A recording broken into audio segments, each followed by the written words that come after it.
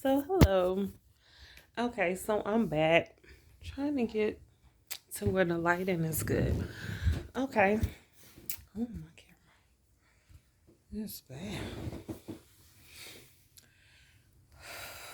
Hmm. Okay, that's good. All right, so back at it, okay? So yeah, excuse me. So I left off at saying that me and my daughter are the only two here in the house now. It's just us two. And I had her going to school online here. But next year is her senior year, so I'm about to register her back in school. So, yeah, so she can get back in there and get all her senior stuff done and we can celebrate all that. But again, it's been a struggle every day, being without my husband and my sister, and just the hurt and pain, dealing with the hurt and pain of them both being gone. Immediately after everything, I felt very lonely, very lonely, very hurt, didn't understand why. You know, I waited till I'm 40 years old to get married. Well, I didn't just wait like it was a volunteer thing. Like, he was the one that chose to make me his wife. I'm his second wife. His first wife, they got divorced a long time ago. So, that was his second marriage. But from the beginning, we always talked about marriage because he always wanted marriage. But his family is the weirdest family ever. They the type where they feel like you shouldn't be in a relationship because the brother, like, that's what he says all the time. Like, I ain't never being in a relationship with no one. And the sister says the same thing too. But his sister stopped talking to him because he was getting married, because we were getting married. And then, he made a comment one time, and he was like, she'll have to hold that with her. She'll have to carry that. And I was like, what do you mean carry that? And he was like, she wanna not talk to me, she'll have to deal with that. And I'm like, okay, but my husband was the type to say anything. I believe in certain stuff you don't say because it can either happen or, so like that was just the type of person he was. He just say whatever he feel. And and then when he passed away, I bet she did feel like that. Her loving brother who loved her so much and helped her so much, you know, she didn't want to talk to him all because he was marrying me. And it wasn't just me. I never did anything to this family, mind you, nothing. Like, I ignored them to the fullest. So let me get into that. Okay. So when I say that the funeral and everything was just terrible, let me break it down. So my husband passed. We all had COVID. He passed here in the house. Um, he was in the bathroom and his phone dropped, and me and my son thought it was his body that dropped because that's how loud that boom was from his phone. But his phone was very heavy. So when it dropped, we rushed in there, and he was already gone. But I called 911. I did CPR on him until they came, till the ambulance came. But I felt like he was already gone, but I wasn't about to give up. So, so I didn't. But at the hospital, that's when they pronounced him dead. And his dad was there, and his dad was like, "Oh, well, I don't want him to be, I don't want you to do an autopsy because I don't want my son to be cut on." And I was like, okay, whatever. So when the doctor came in, he asked if we wanted to do the autopsy. I was like, no, because I had to say on that. I was like, no. so so the next day, his mom called me that morning, and she's like, well, I want you to work with me and my husband, mostly my husband, on handling the funeral and everything. And I said, okay, all right. So I called, so she told me to call the hospital and release his body to certain funeral homes. So I did that, you know. So I called his job to find out because I knew he had like a life insurance policy. And I wanted to know, you know, because we were going to a funeral home, I need to know how I'm going to cover the cost. So they tell me, which I found out later on, they shouldn't even disclose that information to me because his life insurance policy was not in my name.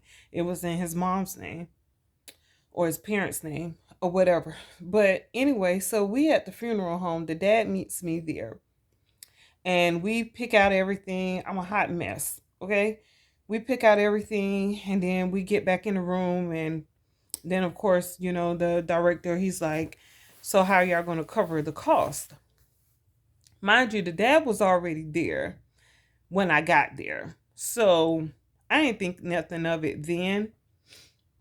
The dad and and his brother, Hayward's brother. So while we there, he's the funeral director, he's asking me. So I'm like, so I asked the dad. This was the beginning right here of the bullshit. In my mind, because the bullshit had been beginning. I didn't even know, It took me a minute because I am a little slow. I could be a little naive sometimes, whatever. So, so I'm there, and he asks how we're going to cover the cost because everything in my name. He told the price up $14,600, $900 or whatever, something like that. I do know it was 14,000, right? So the dad and the brother, they sitting over there looking straight. So I asked the dad, I said, so are you going to cover the cost with the life insurance policy? So he asked me what life insurance policy. And I said, so I spoke with his job today and they told me that y'all have that the life insurance my husband's life insurance policy is in y'all name. And he was like, oh, I didn't know anything about that. I don't know nothing about that. I was like, oh, okay, because she told me she spoke with you this morning.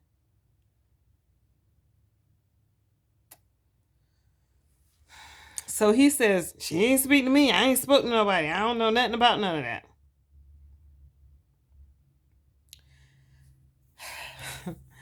Okay. All right. So then he continues to say, but if mind you, I forgot about this part. While we were waiting to be seen by the bishop, which is what he called himself. Okay. While we were waiting to be seen by him, the son asked the dad, because we were all in the same area. He said, so how much is it again? Asking about the life insurance policy. And the dad said 150, which I already knew because I had already spoke to the job and they told me the life insurance policy was $150,000, but it was in the family's name. Whatever. So we get in the room and they act like they didn't know nothing about it. Okay. All right. So the dad says, well, I'll just pay for it out my pocket. He ain't even got no money like that. First of all, I know he ain't got no money like that to pay for no 14,000 for no funeral. But okay, if that's what you're gonna go with. So, I left there feeling like, why are you trying to lie? Like I don't know what's going on.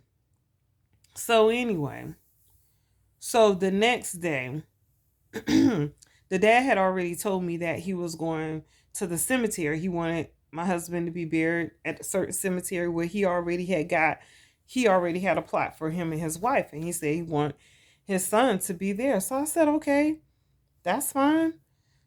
So the next morning I called him and asked him if I could meet him there, and he was like, you want to go there? And I was like, yeah. Yeah, nigga, like, duh. I didn't say none of that. So I gets there and I meet him there. So we're driving my husband's car and he's like, what are you doing driving my car? That's my car. That's my car. My name is on that car. So I was like, what are you talking about?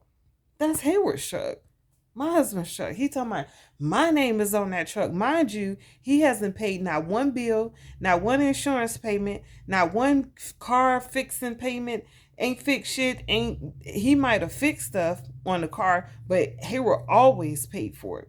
He came out his pocket to pay for everything for that car. Not once did that cover any cost for that car or truck. Okay, because it's a truck.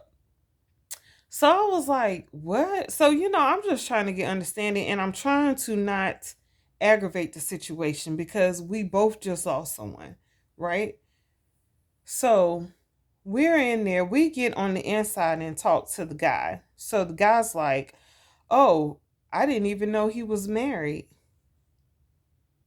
So the dad makes an appointment to talk with the guy at the cemetery and doesn't even disclose to him that his son was married. So the guy says, well, I have to speak with the wife. So he was asking me, so would you like this? Would you like that? So I was just asking about different things. And while I'm in there, I'm pissed because he already talking about it's his car. And I'm pissed because he didn't let the guy know that my husband was married. Because it's a big difference from a man being married and then man being single. Because certain people can only handle certain things legally. Right? So the fact that he told him that, meaning that, he wanted to be in control of everything. But I'm his wife. So you're not going to acknowledge me? We just got married. So anyway, so we go through all that, pick out everything, and we leave. So it just so happened I had an appointment with my lawyer because I wanted to my sister had just passed recently, so my mom was handling some stuff for my sister's estate. So I was going to her appointment with her for the lawyer. So when I told him about what was going on, he told me, you're going to need to do the same thing. You're going to need to get over your husband's estate. So I was like, okay, all right. I was like, all right. So I said, okay, well, I'll do that when I get all the paperwork and everything. So fast forward to the wake. The wake is before the funeral. You have the wake one day, the next day you have the funeral.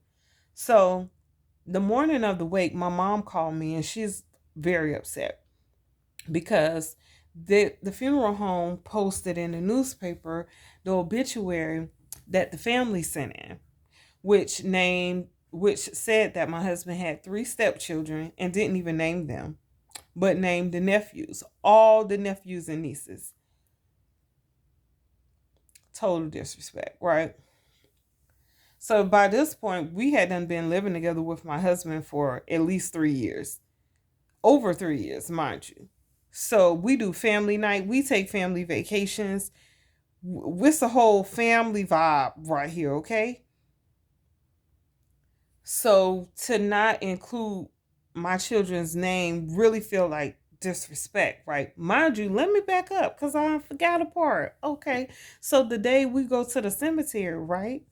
The mom calls me again the next day. She calls me and she tells me to get my husband's suit ready. She want get his suit clean. She want to put it in the cleaner so he'll have his suit.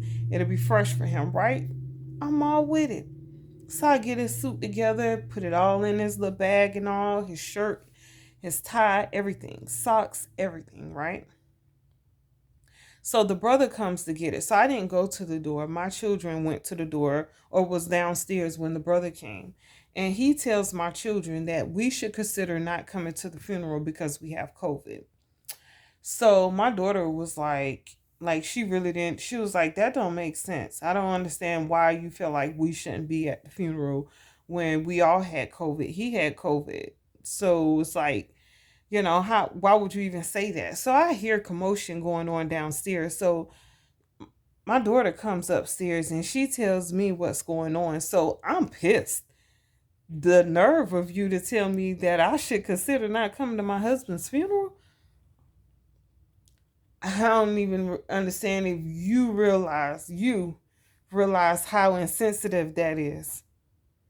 but just very insensitive. Very insensitive. So I tell him to get the fuck away from my damn door, and maybe he should decide not to come to the funeral, because if they feel that way, he had COVID.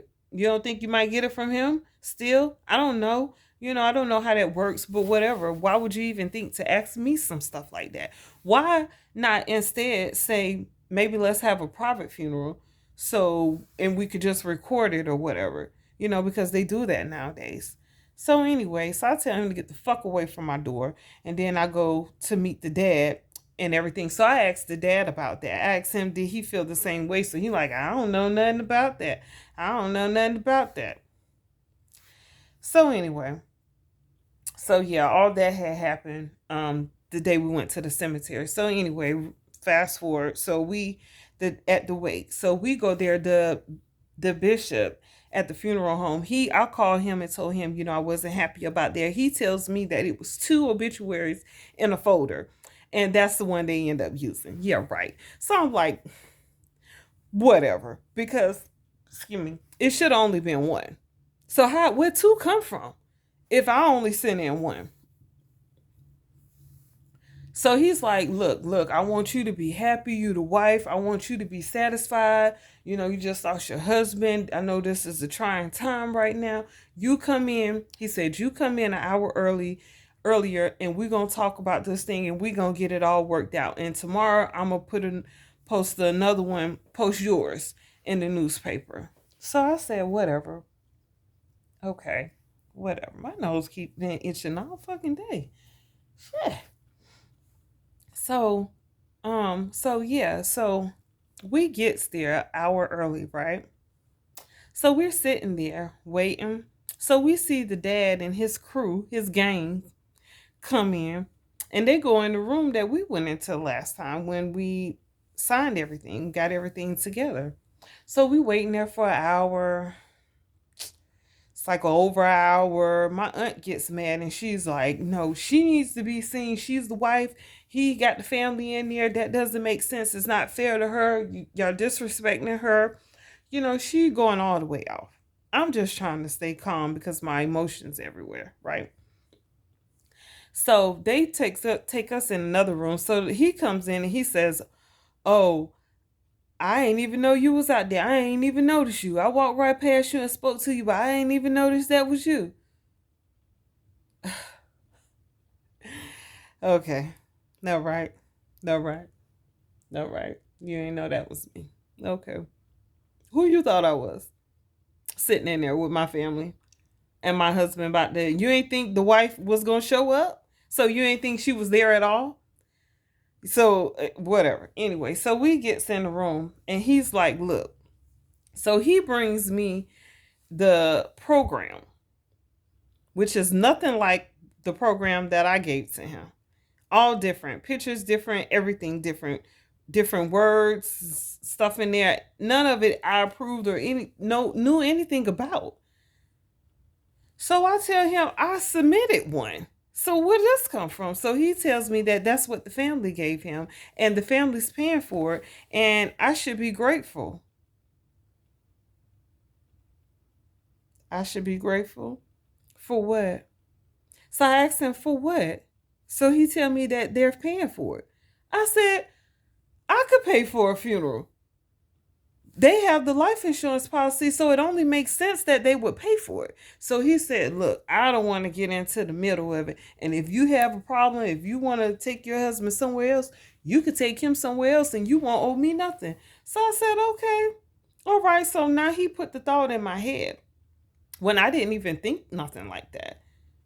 So then he said, I'll be right back. Let me go handle something. I'll be right back. So he leave, he come back. So he come in there and he's like, yeah, so yeah, they're not willing to change nothing. They said if it's not going to be like this, then they not paying for it. So I said, okay, you said I could take my husband to another funeral home? He said, yeah, you won't owe me a dime. I said, okay, all right. That's what I'll be doing. I said, somebody be coming to pick my husband up. So that's what I did. I called out on my way home. While I was home, I was calling funeral homes And so I called one. They told me, okay, we'll go by and pick him up real quick. I was like, okay, all right. So the next day I had the appointment with the funeral home. So I gets there. Mind you, yesterday was the day of the wake, which means my husband was dressed, right? So they come in there. So the guy, the funeral director over there, he said, I want to meet this woman who took her husband up out of that place because he said, they have a reputation of going with the deciding with the family that's paying for the funeral. Whoever's paying for the funeral, they go with them. Forget who's in charge or who has to say, they don't do that. And matter of fact, when I was calling funeral homes, one funeral home told me that. They was like, oh yeah, they have a reputation for that. I was like, I didn't even know this was a thing. Okay. So he tells me that, and I'm like, I'm just shaking my head like, I can't even believe I had to do something like that. But the disrespect that they gave me and then tried to make me feel like I needed to be grateful that they were paying for my husband's funeral. Like the nerve of you to disrespect me like that.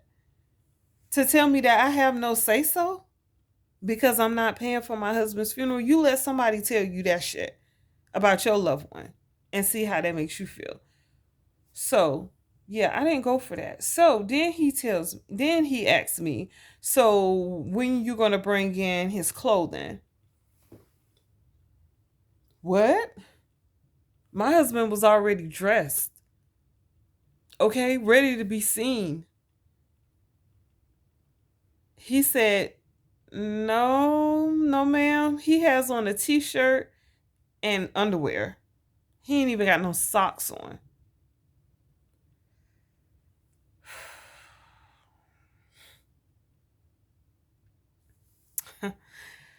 First of all, my husband always wore socks.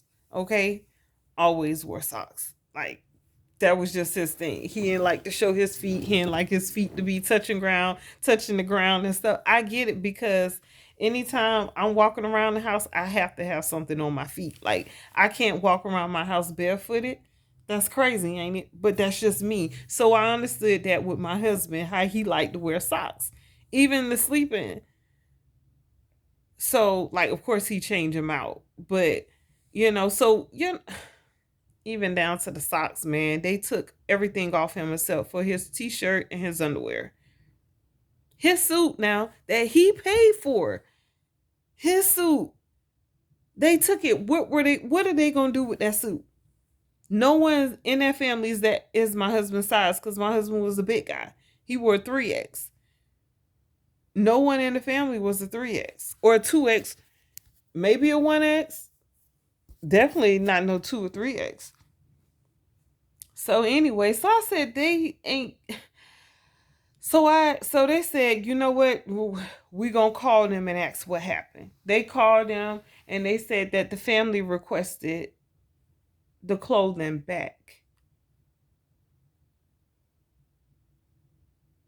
Just let that marinate for a minute. You gonna let them dress my husband and then you gonna make them undress him with his stuff, his clothing. Whew. So I said, okay. My husband had 2 suits. He had a black suit and a brown suit. So I bring the brown suit tomorrow. So that's what I did. So, did you think any of that family called me? Any of my husband's family called me to find out anything about funeral arrangements or anything? Nope. Matter of fact, my husband had a group chat with his college buddies on his phone, right? So I had his phone. They know I got his phone. Who else would have his cell phone? So they're all on a group chat talking about where the family's not endorsing, like it's a fucking check. The family's not endorsing the funeral. So we're not going. I'm like, Hayward, do you see what's going on here? I can't even, this is mind blowing to me that folks act like this. If anything, I would think out of respect of him, they would respect him and respect me. But nope, not even a little bit. Mind you, before that, so that the wake was Sunday. Okay, I keep missing stuff. That Saturday, I called the preacher because he hadn't called me. So the dad had found the preacher because he said it was his friend and he wanted him to preach. I said, okay, whatever. This was all in the beginning, right? So I'm thinking, I'm just like, okay, dog, the preacher, what kind of preacher is this? He not even gonna call the wife to give his condolences or anything? Like he gonna preach someone's funeral? And what he gonna say about the wife? So I reached out to him and I'm like, I was just calling because I hadn't heard from you. I didn't know who you were. So I just want to introduce myself. So he puts me on hold immediately. So he comes back to the phone. Then he puts me on hold again. So then he comes back to the phone and he's like, well, I can't get in touch with Mr. Hall. So I said, okay, what they got to do with anything? And he was like, well, I don't want to speak to you without him on the phone. I said, hold up. You trying to tell me you can't speak to his wife? You can't speak to the deceased wife without the dad being on the phone? He said, yeah. I was like, that is so disrespectful, sir. How you gonna get up there and preach a sermon for my husband and you can't even talk to me? And he said, well, you didn't pay me. And I know him. I knew him ever since he was young. I knew this and that and that. And I said, then you should know that if he had a wife, he loved the hell out of his wife. And so for you to disrespect him like this, it's just very disrespectful. Like the nerve of you, and you call yourself a preacher? So I said, you know what? So he tell me, well, I ain't got nothing to say. He said, I ain't got nothing to say to you without him being on the phone. Okay. So I already knew right there he wasn't going to be preaching my husband's funeral. Because ain't no way you going to disrespect me and you going to get up there. What I look like sitting there, you not even going to acknowledge me? Come on now. No. So anyway, so yeah, that's what had happened there. That was before the wake. So we have the funeral and everything. Do you think any of their family called me to find out about the funeral or anything? No. When I got to the new funeral home, the guy from the cemetery, he called me. And he was like, well, he could still get buried here. He said, you ain't got to deal with the family. I heard what was going on because the first funeral home had already told him. They made him aware of what was going on. So he was like, he could still be buried here in the same place, whatever. We still have the same arrangements. You won't even have to talk to the family. I said, okay. He said, we've done that plenty of times. I was like, okay, I didn't even know this was a thing, but whatever, this is our situation. And if you can make that happen, that's fine. So he calls me back and he lets me know that he can't get in touch with the dad and he feels like he's avoiding him and doesn't want to do business there or whatever. So I said, okay, because see, at the time I hadn't worked in 2 years. So I ain't have no job or nothing. So they thinking, and I know that's what they're thinking. Well, she can't afford to bury him, so she gonna have to give us a call, right? Yeah. Wrong, because she got family, okay, and her family helped out and chipped in, and we paid for a fucking funeral. That's what the fuck we did. So yeah, they filed his taxes. The dad name was on my husband's bank account. I didn't even know that. Didn't even know that. Now, mind you, he never made one deposit in that account, but his name was on that account. So, which leads me to believe, I guess he probably already have his children set up for this. So if something was to happen to them, no spouse or anything could come in and get anything. Whatever. So now he's taking me to court for my husband's last paycheck and all because it came here to the house and I used it for bills because the whole mortgage and all was due. So, and then I'm without a car. I don't even have a car, so It was just a whole mess. So anyway, I got a car, got a job, bounced right back just like anybody else would do. I'm going hard, and then here we go. Now they're suing me for that money because they're saying that it's theirs. So we got to go to court next month. We'll see what happens with that. Let the court battle it out. But I would have never thought any shit like this would go down. Never in a million years. You couldn't have paid me to believe that this shit would happen. But this is my life. So now I'm dealing with being lonely. Mind you, when everything happened, I was grieving real hard. Could not sleep. Up all night, every day. Ain't got no sleep, no rest, up. Probably slept for like 30 minutes out of day until my husband got buried. And I kept saying, once he get buried, then I can rest. Once he can rest, then I can rest. And that's what happened. As soon as he rests, I rest.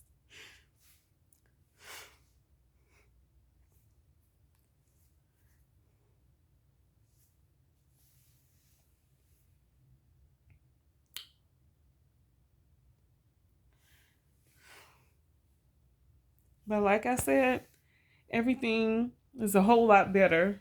It's a whole lot better now. It's my new normal. So, I'm just focused on starting a whole new life because I have no choice. Life don't stop. It don't pause. It don't hold. It don't, you know, nothing's put on hold. It just keeps going.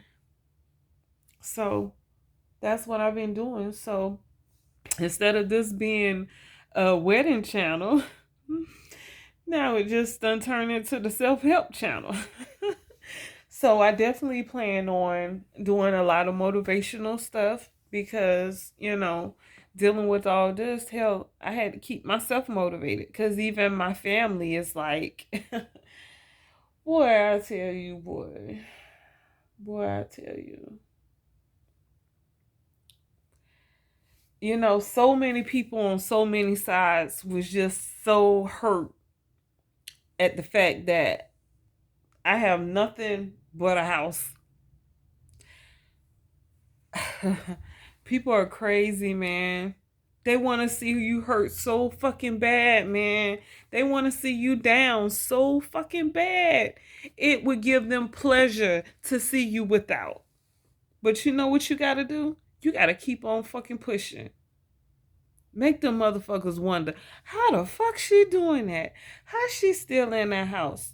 How she can afford to stay in that house? How she get a car? How she still there? My own fucking family. Hating. Don't even want to see me. I don't know what. Move forward. Folks love to see you down, but you would never see me fucking down. Never. Now I might cry, whatever. I grieve just like anybody else grieve. But see me down? Not if I could get up. So, like I said, this channel done went from being a wedding channel to a motivational channel. And I feel like somebody else needs some motivation, okay? Because people out here hurting and they ain't got family to go to that can understand. They ain't got no mama or daddy to go to that can understand, that will be there for them and not judge them or feel like they shouldn't even have what the fuck they have.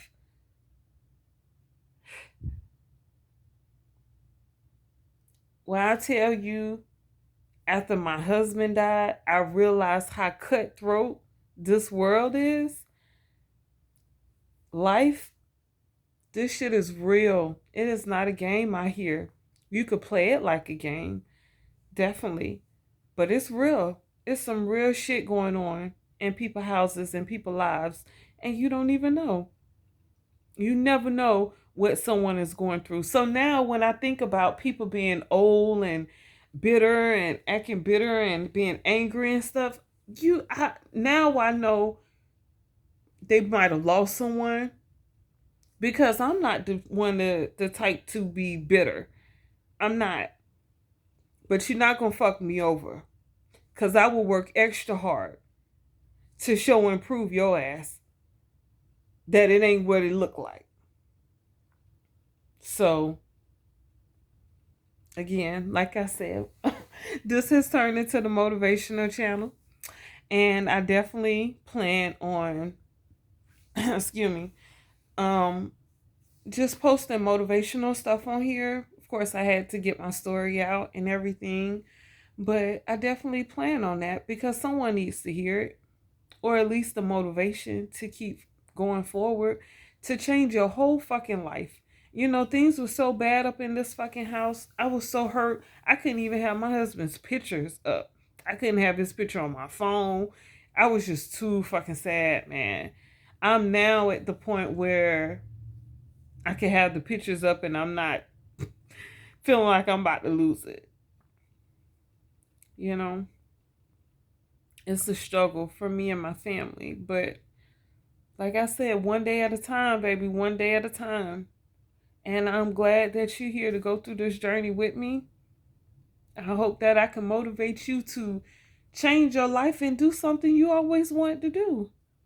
You know, because I have goals and stuff that I was working on while my husband was working.